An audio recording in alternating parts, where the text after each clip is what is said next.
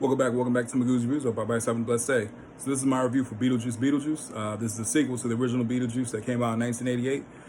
Came out this past weekend. Of course, Tim Burton came back to direct the movie. Of course, with like a lot of the people who worked on the original, like Jenny Elfman came back. Colleen Atwood. Also, Brad Pitt is an executive producer of this film as well. I actually saw his name pulled up when I was, opening credits. I was like, oh wow. So I didn't expect to see that, but yeah, man. Overall, I would just say this is a spoilers review. So if you haven't seen the movie, go check the movie out. Come back and check the review. This is a spoilers review. I will have spoilers. I'm not going to spoil the whole film, but there's certain things I'm going to say. But I'm also going to talk on the the good and the bad of the film. Straight out the gate, man, I really did enjoy this film. I did. It was more like a return to form for Tim Burton. You know what I'm saying? Because I think his movie before this was Dumbo, the Disney live action, and I stated before on my channel, I really don't care for the Disney live action films at all. So I'm like, I really didn't care for Dumbo as much. I supported it because, I like Tim Burton. He's my favorite director. But the same token, I was like, really didn't care for it. Now, Wednesday, the show on Netflix, Wednesday was more like, okay, he's getting back in his groove. Wednesday was very good. And Jenna Ortega, who played Wednesday, she's also in this movie as well as Lydia's daughter. So, yeah, man, I was like, okay. But this one, I said, yeah, this is, now he's back in his groove. You know what I mean?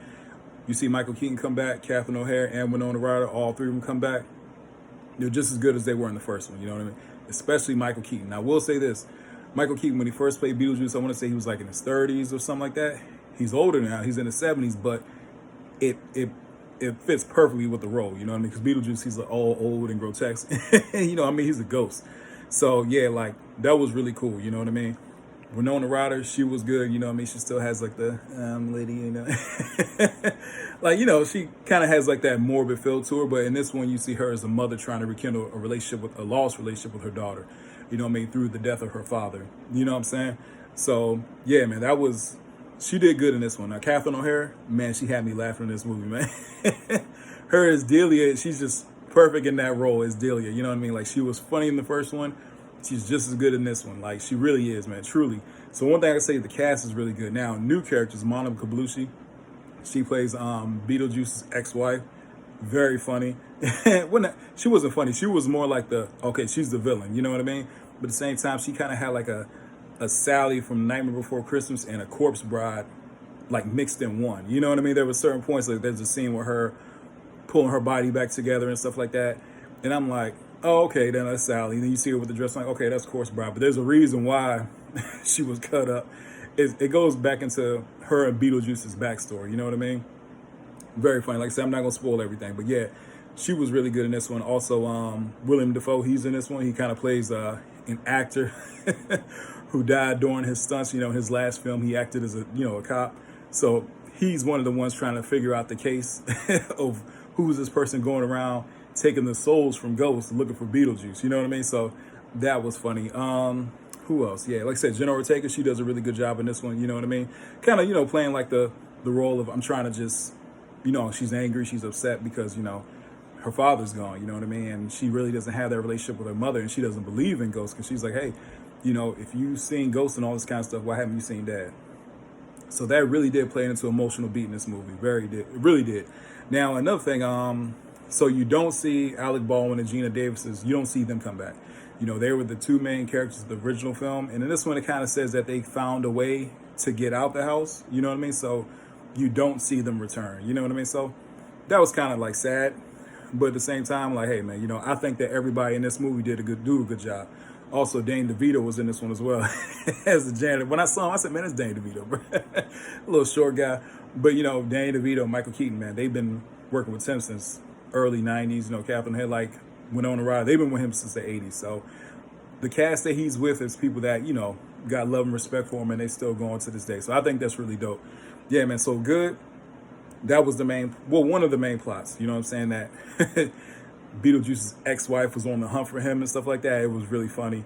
You know what I mean? There's also the plot of, Delia getting, not Delia, I'm sorry, Lydia and her daughter trying to rekindle their relationship. So that's one thing I will say as far as the negatives go.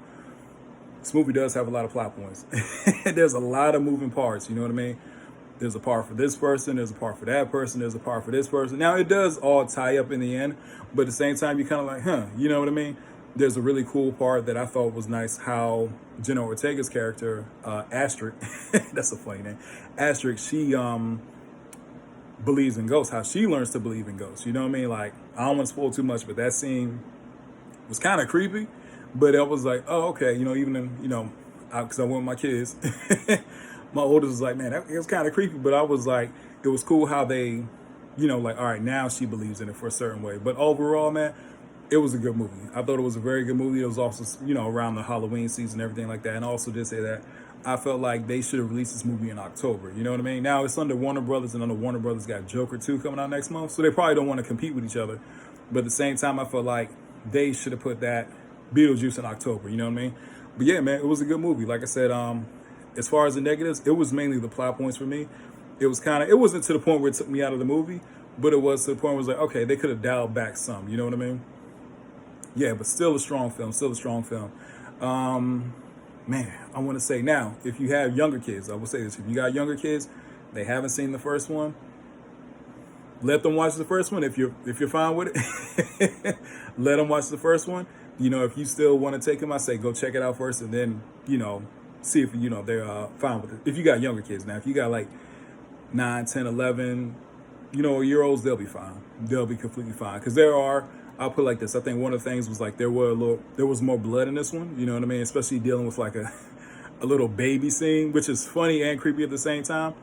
But I was like, okay, I can see why that would be too much for like a 5 or 6 year old, even though I took my youngest.